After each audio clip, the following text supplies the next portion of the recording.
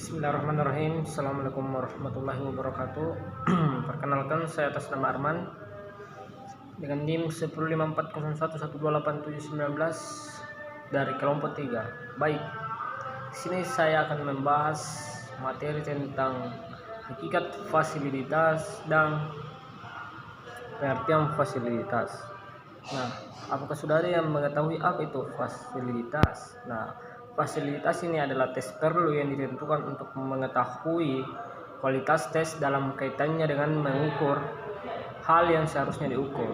Fasilitas senantiasa dikaitkan dengan penelitian empiris dan pembuktian-pembuktiannya tergantung kepada macam fasilitas yang digunakan. Maka, fasilitas adalah suatu tingkat yang menyatakan bahwa suatu alat ukur telah sesuai dengan apa yang diukur, atau para pengembang tes memiliki tanggung jawab dalam memuat tes yang benar-benar valid dan reliable. Oleh karena itu, fasilitas dapat digunakan dalam memeriksa secara langsung seberapa jauh suatu alat tersebut berfungsi. Nah, uji fasilitas dibutuhkan setelah adanya indikasi hubungan langsung antara tujuan pembelajaran dan butiran soal evaluasi. Tes dianggap valid ketika dapat mengukur dengan spesifik apa yang telah dipelajari, bagaimana ditentukan oleh tujuan pembelajaran untuk setiap unit atau topik. Menurut Arikunto, sebuah tes tersebut valid apabila tes dapat mengukur yang hendak diukur. Seperti itu. Nah, yang kedua itu pengertian fasilitas, di mana ada beberapa ahli yang memberikan pengertian tentang fasilitas itu sendiri. Yang pertama itu Tonha pada tahun 1990, yang dimana dia mengatakan bahwasanya fasilitas ini adalah suatu alat ukur disebut memiliki fasilitas bila mana diukur tersebut isinya lebih mengukur objek yang seharusnya diukur sesuai dengan kriteria tertentu. Yang kedua yaitu dari ilmuwan Gronland, Ibrahim dan Wahyuni pada tahun 2012, di mana dia mengatakan bahwasanya fasilitas mengarah kepada keterampilan interpretasi hasil penggunaan suatu prosedur evaluasi sesuai dengan tujuan pengukurannya. Yang ketiga yaitu Nunali Supranata pada tahun 2024. Dia mengatakan bahwasanya fasilitas senantiasa dikaitkan dengan penelitian empiris dan pembuktian-pembuktiannya bergantung kepada macam fasilitas yang digunakannya. Yang keempat yaitu Answar pada tahun 1986. Dia mengatakan bahwasanya fasilitas berasal dari kata validity yang mempunyai arti sejauh mana ketetapan dan kecermatan suatu alat ukur dalam melakukan fungsi ukurnya. Yang kelima ada dari Walliser pada tahun 1987. Dia mengatakan bahwasanya fasilitas adalah tingkat kesesuaian antara suatu batasan konseptual yang diberikan dengan bantuan operasional yang telah dikembangkan. Yang keenam dari Aritonan R pada tahun 2007, di mana dia mengatakan bahwasanya fasilitas suatu instrumen berkaitan dengan kemampuan instrumen itu untuk mengukur atau mengungkapkan karakteristik dari variabel yang dimaksud untuk diukur.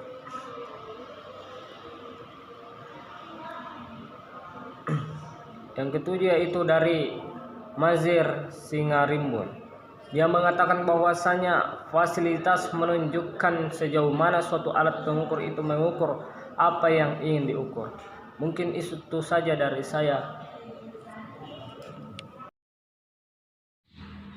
Bismillahirrahmanirrahim. Assalamualaikum warahmatullahi wabarakatuh. Perkenalkan, saya atas nama Nur Indasari dengan NIM 15401130919, mahasiswi pendidikan guru sekolah dasar, Fakultas Keguruan dan Ilmu Pendidikan Universitas Muhammadiyah, Makassar.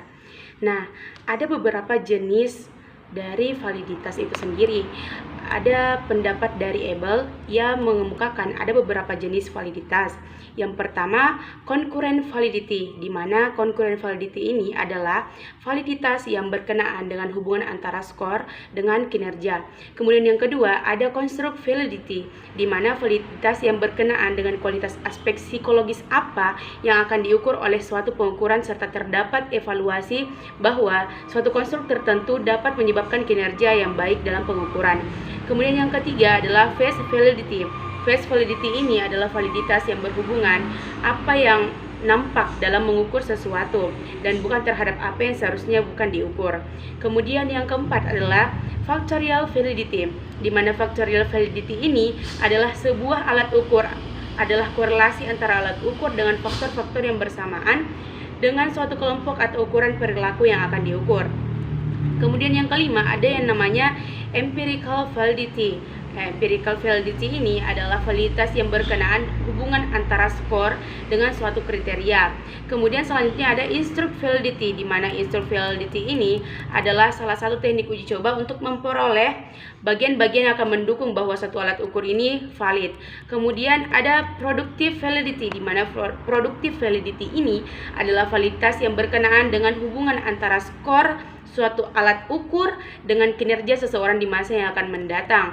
Kemudian selanjutnya content validity, di mana content validity ini adalah validitas yang berkenaan dengan baik buruknya atau baik buruknya sampling dari suatu populasi.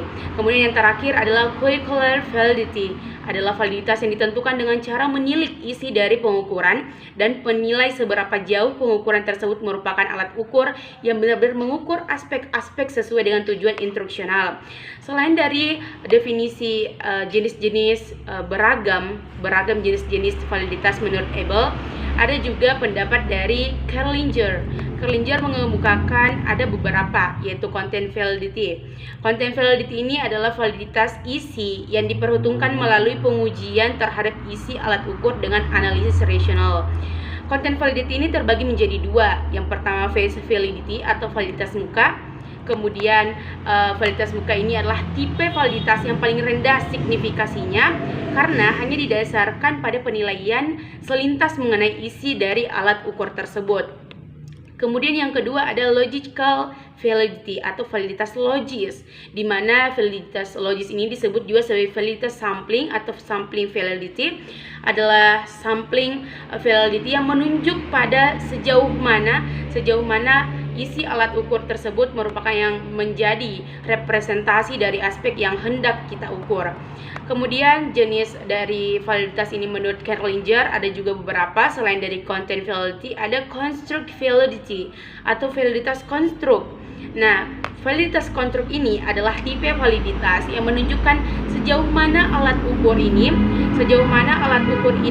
dapat kita mengungkap suatu trait atau konstruk teoritis yang hendak diukurnya. Kemudian yang terakhir, criterion related validity atau validitas berdasar kriteria. Validitas ini menghendaki tersedianya kriteria eksternal yang dapat disajikan atau dijadikan dasar pengujian skor alat ukur. Kemudian di sini selain itu bisa dilihat juga dari segi waktu untuk memperoleh skor kriterianya.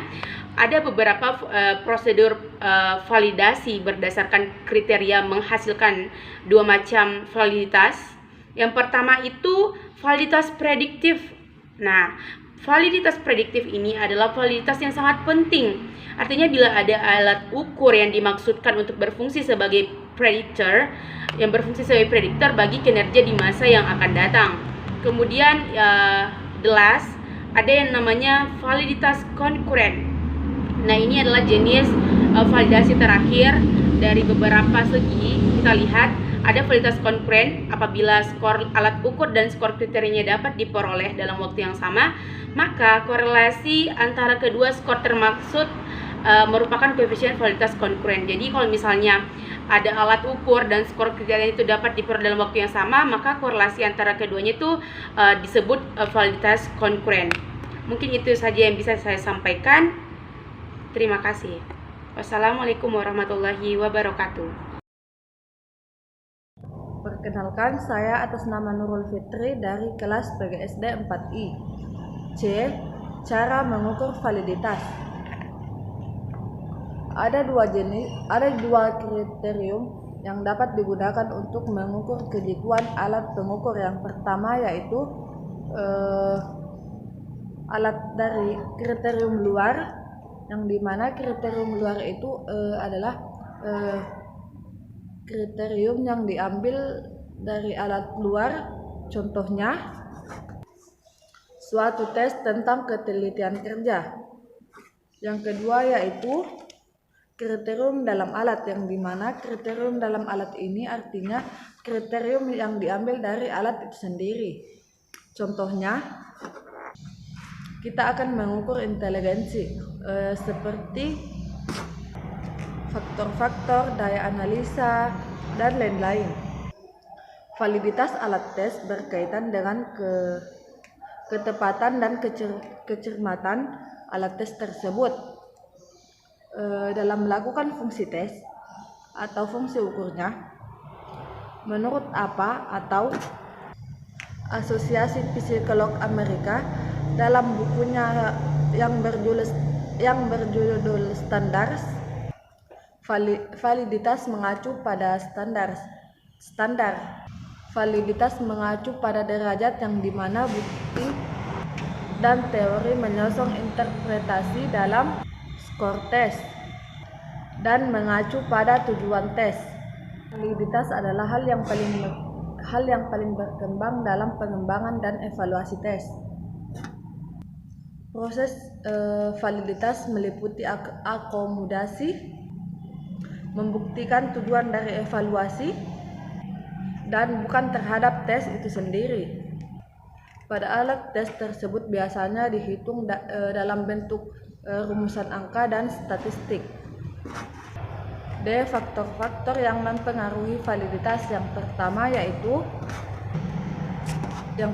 yaitu faktor dari dalam tes itu sendiri, yang dimana pengujian terhadap butir tes soal secara hati-hati akan menunjukkan apabila tes yang digunakan untuk mengukur isi materi atau fungsi-fungsi mental yang akan diakses oleh guru.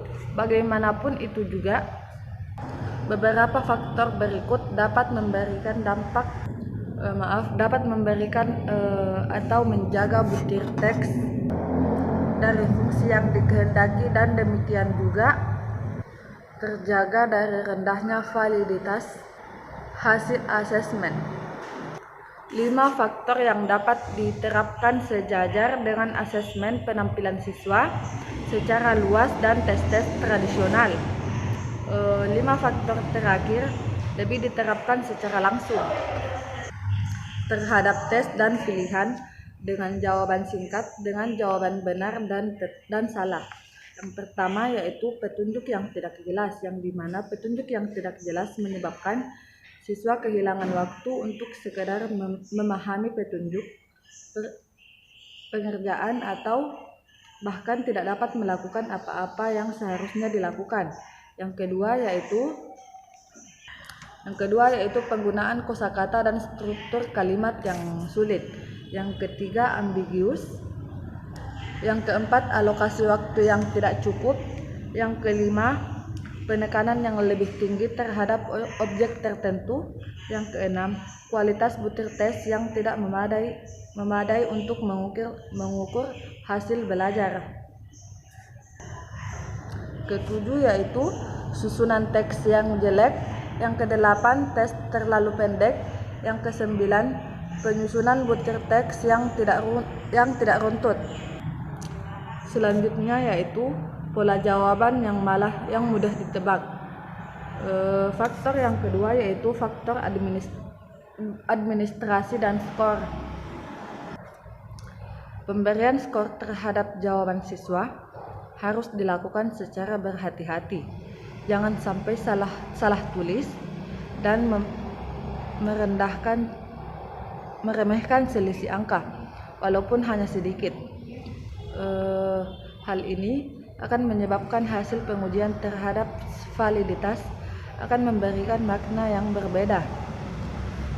Berikut ini beberapa contoh faktor yang sumbernya yang berasal dari proses administrasi dan skor.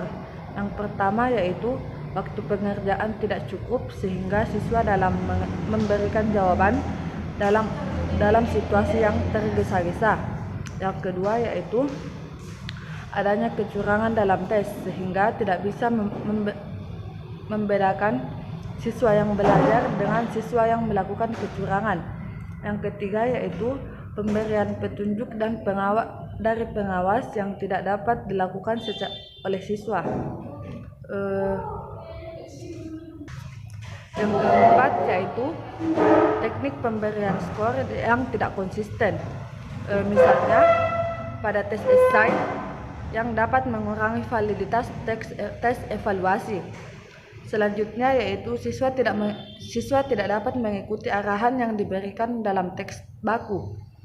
Selanjutnya adanya orang lain yang bukan siswa yang termasuk dan menjawab soal tersebut. Tiga yaitu faktor tanggapan siswa. Tanggapan siswa yang tidak serius biasanya dijumpai pada saat siswa diminta untuk mengisi sebuah angket. Hal ini akan menyebabkan siswa mengisi angket secara sembarangan karena merasa tidak terlalu penting maupun alasan-alasan yang lain. Oleh karena itu, berikan angket pada waktu dan kondisi yang tepat. Faktor yang keempat yaitu hakikat kelompok dan kriteria. Seperti sudah dijelaskan di atas bahwa validitas bersifat spesifik. Sebuah asesmen atau instrumen alat ukur mungkin hanya valid untuk kelompok tertentu saja dan tidak valid untuk kelompok yang luas. Sebagai contoh, misalnya sebuah tes diuji cobakan pada sekelompok siswa pada sebuah sekelompok dengan kualitas biasa-biasa saja. Tentu akan berbeda hasilnya jika tes yang sama diberikan pada sekelompok siswa pada sekolah yang favorit. Sekian dan terima kasih. Bismillah, perkenalkan nama saya Nur Hayana.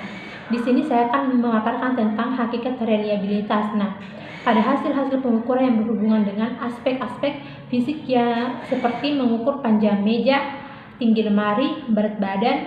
Tinggi badan biasanya menghasilkan reliabilitas yang lebih tinggi. Artinya, walaupun pengukuran dilakukan lebih dari sekali, tetapi tetap memberikan hasil yang tidak jauh beda. Nah, hasil pengukuran yang berbeda akan sering Anda jumpai jika Anda melakukan pengukuran terhadap hal-hal yang berhubungan dengan aspek-aspek psikologi dan sosial, seperti dalam mengukur mewakili intelijensi, sikap, dan konsep diri. Pada aspek-aspek sosial psikologi, seperti itu tidak dapat diukur dengan ketepatan dan konsistensi yang tinggi. Hal ini disebabkan karena hasil pengukuran yang diperoleh tidak dapat lepas dari pengaruh hal-hal di luar. Maksudnya, pengukur tersebut, misalnya alat ukur itu sendiri, mungkin bukan merupakan alat ukur yang tepat untuk mengukur aspek yang diinginkan. Di samping itu, karena subjek pengukurannya adalah manusia, maka cara-cara penyajian tes, emoji, motivasi, kondisi fisik, dan keadaan ruang tes akan mempengaruhi hasil pengukuran, walaupun sebenarnya aspek yang ingin kita ukur tersebut tidak berubah. Dengan demikian, hasil pengukuran yang diperoleh menjadi kurang reliabel. Pengukuran validitas mengacu pada ketepatan hasil pengukuran, maka pengertian reliabilitas mengacu pada ketepatan hasil yang diperoleh dari suatu pengukuran. Menurut Gronlund dan Lin 1990. Salah satu untuk mengetahui ketetapan atau reliabilitas suatu hasil pengukuran dapat diperoleh dengan cara melakukan pengukuran 2 kali seperti contoh kegiatan yang telah Anda lakukan tersebut. Hasil pengukuran pertama hampir sama dengan hasil pengukuran kedua. Dan sebaliknya, hasil pengukuran dikatakan mempunyai reliabilitas yang rendah jika hasil pengukuran pertama jauh berbeda dengan hasil pengukuran kedua. Nah, Gronlund juga menegaskan bahwa yang pertama, reliabilitas menunjukkan pada hasil yang diperoleh yang diuji dengan suatu instrumen tes dan bukan alat tesnya itu sendiri. Yang kedua, reliabilitas terkait dengan hal-hal yang khusus dan tidak dapat digeneralisasikan untuk semua situasi. Ia akan berbeda jika waktu pengukuran berbeda atau sampel berbeda. Yang ketiga, reliabilitas itu diperlukan, tetapi ia belum menjamin capaian validitas. Namun untuk meraih validitas mesti harus memenuhi reliabilitas. Yang keempat, reliabilitas berkaitan dengan penghitungan statistik, maka ia membutuhkan bukti skor tes. Reliabilitas mengacu pada tes kemampuan untuk mendapatkan hasil yang konsisten kapanpun digunakan. Jika siswa-siswa yang sama tanpa perubahan dalam persiapan mereka mengambil tes yang sama atau bentuk tes yang sama, pasti ada sedikit variasi dalam nilai. Ari Kunto mengatakan bahwa reliabilitas diambil dari kata reliability dalam bahasa Inggris. Berasal dari kata asal reliable yang artinya dapat dipercaya. Sebuah tes dikatakan reliable apabila hasil-hasil tes tersebut menunjukkan ketetapan, yaitu jika para siswa diberikan tes yang sama pada waktu yang berlainan, maka setiap siswa akan tetap berada dalam urutan atau ranking yang sama dengan kelompoknya. Lebih banyak pertanyaan yang digunakan menghubungkan setiap tujuan pembelajaran, tes akan lebih reliable. Jika hanya satu pertanyaan bertanya tentang tujuan yang utama, hal itu dapat menyulitkan untuk menetapkan apakah seorang siswa telah memperoleh pengetahuan atau menjawab dengan benar. Adapun itu pertanyaan yang pertama itu reliabilitas konsistensi tanggapan. Nah, pada reliabilitas konsistensi tanggapan, responden mempersoalkan apakah tanggapan atau objek ukur terhadap tes atau instrumen tersebut sudah baik atau konsisten. Dalam hal ini, apabila suatu tes digunakan untuk melakukan pengukuran terhadap objek ukur, kemudian dilakukan pengukuran kembali terhadap objek ukur yang sama, apakah hasilnya akan tetap sama dengan sebelumnya? Jika hasil kedua menunjukkan ketidakkonsistenan, maka hasil pengukuran tidak mencerminkan keadaan objek yang ukur sesungguhnya. Yang kedua, reliabilitas konsistensi gabungan butir. Nah, pada reliabilitas konsistensi gabungan item berkaitan dengan konsisten antara item-item suatu tes. Hal itu dapat diungkapkan dengan pertanyaan apakah terhadap objek ukur yang sama, item yang satu menunjukkan hasil ukur yang sama dengan yang lainnya. Hai, bismillah. Selanjutnya itu metode penilaian reliabilitas. Nah, ada beberapa metode yang berbeda untuk menilai reliabilitas. Pertama itu metode tes atau metode tes retest atau metode tes ulang. Dalam menggunakan metode ini, pengetes hanya memiliki satu seri tes tetapi dicobakan 2 kali untuk tes yang banyak mengungkap pengetahuan, ingatan, dan pemahaman. Cara ini kurang mengenai karena siswa masih ingat dengan butir-butir soalnya. Oleh karena itu, tenggang waktu antara pemberian tes pertama dengan tes kedua harus diperhatikan. Dan yang kedua itu parallel form, di mana metode bentuk paralel. Metode ini dalam bahasa Indonesia disebut juga tes paralel atau tes ekuvalen, yaitu 2 buah tes yang mempunyai kesamaan tujuan, tingkat kesukaran, dan susunan, tetapi butir-butir soalnya berbeda. Pengetes harus menyiapkan 2 buah tes dan masing-masing dicobakan pada kelompok siswa yang sama. Sekarang ketiga itu metode split hard, itu metode belah 2 dalam menggunakan metode itu, pengetes hanya menggunakan sebuah tes dan dicobakan satu kali. Banyak pemakai metode ini salah membelah hasil tes pada waktu menganalisis, yaitu mereka mengelompokkan hasil separuh subjek siswa dan dan separuh yang lain. Kemudian hasil kedua kelompok ini dikorelasikan. Memakai metode ini yang benar harus ingat bahwa banyaknya butir soal harus genap agar dapat dibelah. Ada dua cara membelah butir soal ini, yaitu pertama membelah atas butir-butir soal genap dan butir-butir soal yang ganjil, belahan ganjil atau genap. Nah, dan yang kedua itu membelah atas butir-butir soal awal dan butir-butir soal akhir, yaitu separuh jiwa pada nomor awal dan separuh pada nomor akhir, atau belahan awal dan akhir.